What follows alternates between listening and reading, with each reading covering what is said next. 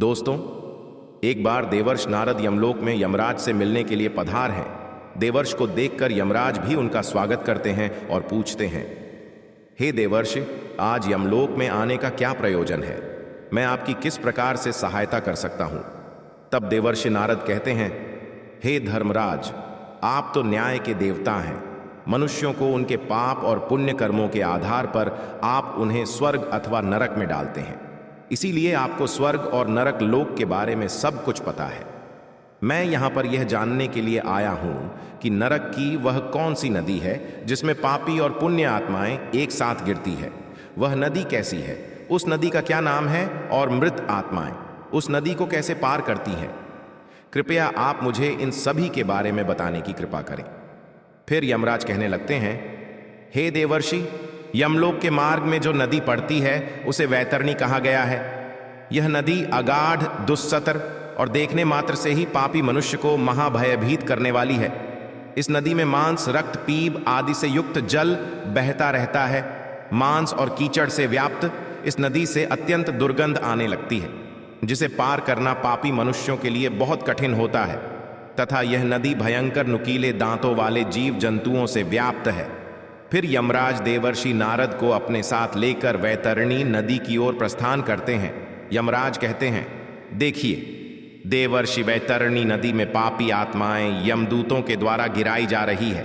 पापी मनुष्य इस नदी को देखकर भयभीत हो जाते हैं, थर थर कांपने लगते हैं। जब पापी मनुष्य नदी के तट पर आकर खड़ा हो जाता है तो उसे देखकर वह वैतरणी नदी खोलने लगती है। उसका पानी उबलने लगता है, जिसे देखकर पापी उस नदी में उतरने से डरने लगता है। तब मेरे दूत उस पापी को धक्के मारकर नदी में गिरा देते हैं। उस पापी के नदी में गिरते ही नदी के पात्र में नदी का जल तुरंत खोलने लगता है, जिससे उस पापी को असहनीय वेदना होने लगती है। उसका अंग अंग जलने लगता है। वह जोर जोर से चीखने चिल्लाने लगता है, किंतु किसी को भी उन पर दया नहीं आती। वैतरणी नदी का जल कीटाणुओं से तथा वज्र के समान सूंड वाले जानवरों से भी भरा हुआ रहता है। सूंस, घड़ियाल, वज्रदंत तथा अनेक हिंसक एवं मांस भक्षक जलचर से वह महानदी भरी हुई है। यमराज कहते हैं, हे देवर्षि, पृथ्वी पर प्रलय के अंत में जैसे 12 सूर्य आकाश में एक साथ दिखाई पड़ते हैं, ठीक उसी प्रकार से नरक में भी 12 सूर्य आकाश से उस नदी को तपा रहते हैं, जिससे नदी का पानी उबलने लगता है। उस महाभयंकर नदी में गिरने वाले पापी मनुष्य दर्द से चिल्लाते हुए करुण विलाप करने लगते हैं। उनके मुख से बार बार अपने परिवार के लोगों का नाम पुकारा जाता है, किंतु उनकी मदद के लिए वहां कोई नहीं आता है। दुष्ट और पापी लोगों की गति ऐसी ही होती है। वे सभी पापी मनुष्य वैतरणी नदी में इधर उधर भागने लगते हैं। ऊपर से तपते हुए 12 सूर्य की गर्मी से वे जलने लगते हैं, तो फिर वे नदी में डुबकी लगाते हैं। लेकिन नदी का पानी भी उनके शरीर को शांति नहीं देता है। वे उस गर्म जल में भी तड़पते रहते हैं। इतनी पीड़ा सहन करके वे अपने पाप कर्मों को याद करके दुखी होने लगते हैं। हे देवर्षि वैतरणी, नदी चारों ओर से भयानक भूखे जानवरों से भरी हुई है। वे सभी नुकीले दांतों वाले जानवर नदी में गिरने वाले प्राणियों को काटते रहते हैं, उन्हें कच्चा चबाने लगते हैं। सभी पापी लोग उन भयानक जानवरों को देखकर इधर उधर भागने लगते हैं, लेकिन फिर भी वे खुद की रक्षा नहीं कर पाते। फिर देवर्ष कहते हैं, हे धर्मराज, फिर जो लोग पुण्यवान होते हैं वे इस नदी को किस प्रकार से पार करते हैं? यमराज कहते हैं, हे देवर्षि, पुण्य करने वाले मनुष्य को यह वैतरणी नदी सुख प्रदान करने वाली होती है। इस नदी में गिरने पर उन्हें परमानंद की प्राप्ति होती है। इस नदी में अत्यंत सुंदर सोने से बनी हुई नौका है। उन नौकाओं में सवार मल्लाह उन नदी के तट पर आए हुए पुण्यवान मनुष्यों का स्वागत करते हैं और उन्हें प्रेम पूर्वक कहते हैं, हे महात्मा जन, आप इस नौका में सवार हो जाओ और सुखपूर्वक वैतरणी नदी को पार करो। जिसने पृथ्वी लोक पर पुण्य किए हुए होते हैं वही मनुष्य नौकाओं में बैठने के योग्य होता है। जो लोग पापी होते हैं उन्हें नदी के तट पर खड़े मेरे दूत धक्के मारकर नदी में गिरा देते हैं, और नदी में मौजूद कोआ, बगुला, उल्लूक आदि पक्षी उस पापी के शरीर पर चोंच से प्रहार करने लगते हैं। पुण्यवान मनुष्यों को नदी का जल अत्यंत सुंदर और पवित्र दिखाई पड़ता है। उन्हें उस नौका में बैठने पर किसी प्रकार का कष्ट नहीं होता है और वे जल्दी ही उस महानदी को पार करके आगे चले जाते हैं। वे जब आगे इस नदी में चलने लगते हैं तो नदी में मौजूद हिंस पशु उन्हें किसी भी प्रकार का कष्ट नहीं देते हैं। वे शांति से उन भयानक जानवरों के बीच में से चलने लगते हैं।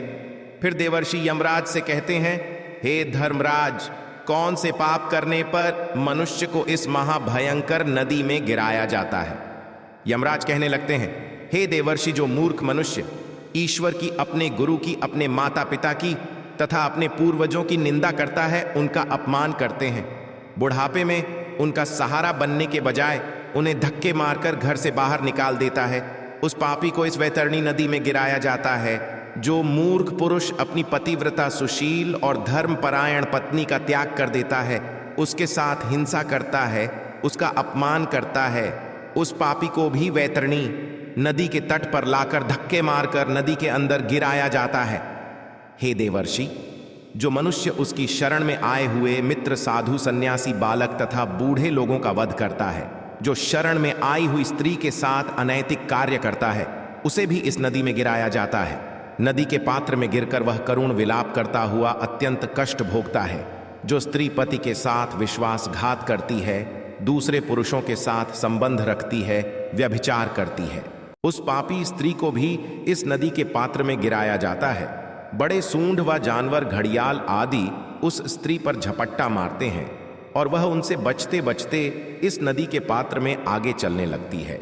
जो पापी मनुष्य शांत और कमजोर लोगों को अकारण ही दुख देता है, पैसे की हेराफेरी करता है, वह भी इस नदी में गिरता है और कृमि उसका भक्षण करते हैं। जो मनुष्य पूज्य जनों तथा गुरुजनों को वचन देता है और बाद में उस वचन का पालन नहीं करता है, मैंने ऐसा वचन दिया ही नहीं, ऐसा कहकर झूठ बोलता है, तो उसका भी वास इसी नदी में होता है और विषैले सर्प उसे डसने लगते हैं। जो दूसरों के घर में आग लगाता है, दूसरों का काम धंधा बर्बाद करता है, दूसरों को विष पिलाता है, झूठी गवाही देता है, शराब का सेवन करता है, यज्ञ आदि धार्मिक कार्यों में विघ्न डालता है तथा गुरु की पत्नी के साथ गमन करता है, उसे भी इस मांस के कीचड़ से व्याप्त नदी में गिराया जाता है।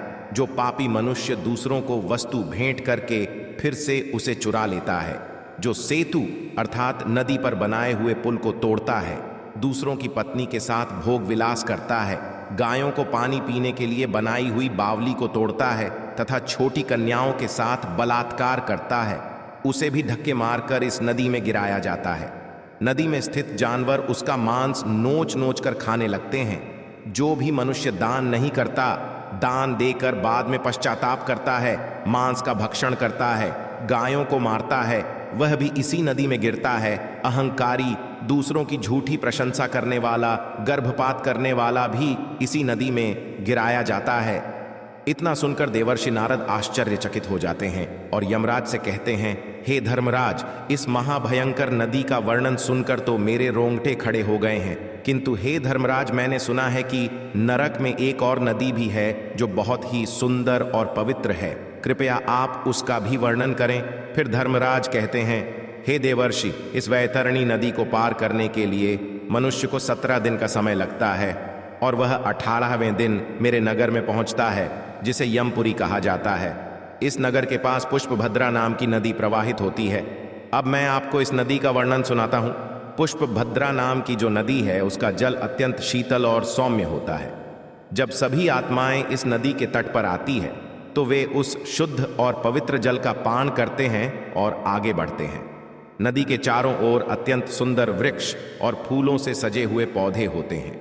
पुण्य आत्माओं के ऊपर फूलों की वर्षा होती है और वे आनंद पूर्वक उस नदी में विहार करते हैं।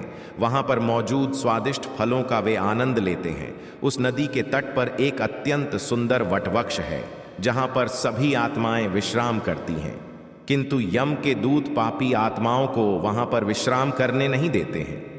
धक्के मारते हुए आगे चलने के लिए कहते हैं। उस प्राणी के पुत्रों के द्वारा जो भी मासिक पिंड दान किया हुआ होता है, उसे वह इस स्थान पर प्राप्त होता है और वह उसे खाकर आगे बढ़ता है। फिर देवर्षि कहते हैं, हे यमराज, वैतरणी नदी के ताप से बचने के लिए मनुष्य को कौन से कार्य करने चाहिए?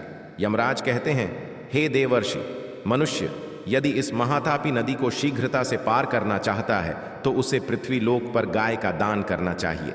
लाल, अथवा काले रंग की शुभ लक्षणों वाली गाय का नाम वैतरणी रखना चाहिए और उस गाय का दान करना चाहिए। जो मनुष्य पृथ्वीलोक पर गाय का दान करता है वह यमलोक में गाय की पूंछ पकड़कर वैतरणी नदी को पार कर लेता है। गाय का दान करते समय कहना चाहिए, हे द्विज श्रेष्ठ महाभयंकर वैतरणी, नदी के बारे में जानकर मैं उसको पार करने की अभिलाष से यह वैतरणी नाम की गाय आपको दान में दे रहा हूं। फिर गाय की पूंछ को हाथ में लेकर इस प्रकार से बोलना चाहिए, धेनु के त्वम प्रतीक सस्वतः आए, देवेशी वैतरण नमोस्तुते। इस प्रकार से मंत्र बोलकर गाय का दान करने से गौ माता प्रसन्न होती है और वह मनुष्य यमलोक में सद्गति को प्राप्त करता है। वह वैतरणी नदी को आसानी से पार कर लेता है। जो व्यक्ति इस पृथ्वी पर गाय का दान देता है वह अपने समस्त अभीष्ट को सिद्ध कर लेता है। सुकर्म के प्रभाव से प्राणी को ऐहिक और पारलौकिक सुख की प्राप्ति होती है। स्वस्थ जीवन में गोदान देने से 1000 गुना एवं रोगग्रस्त जीवन में 100 गुना लाभ निश्चित है। मरे हुए प्राणी के कल्याणार्थ जितना दान दिया जाता है उतना ही उसका पुण्य है। अतः मनुष्य को अपने हाथ से ही दान देना चाहिए। मृत्यु होने के बाद कौन किसके लिए दान देगा? दान धर्म से रहित कृपण पूर्वक जीवन जीने से क्या लाभ? इस नश्वर शरीर से स्थिर कर्म करना चाहिए। आत्मा अतिथि है और वह एक ना एक दिन इस शरीर का त्याग करके चली जाएगी। इसीलिए बिना लोभ किए मनुष्य को दान अवश्य करना चाहिए। इस प्रकार से यमराज ने देवर्षि नारद को यमलोक की वैतरणी और पुष्पभद्रा नदी का वर्णन किया है। उम्मीद है आपको यह जानकारी अच्छी लगी होगी। वीडियो को लाइक जरूर करें और कमेंट में जय श्री कृष्ण अवश्य लिखें। साथ ही चैनल शास्त्र गुरु वॉइस को सब्सक्राइब करें ताकि ऐसी ही आध्यात्मिक जानकारी आपको प्राप्त होती रहे। आज की प्रस्तुति में बस इतना ही। आप सभी का धन्यवाद।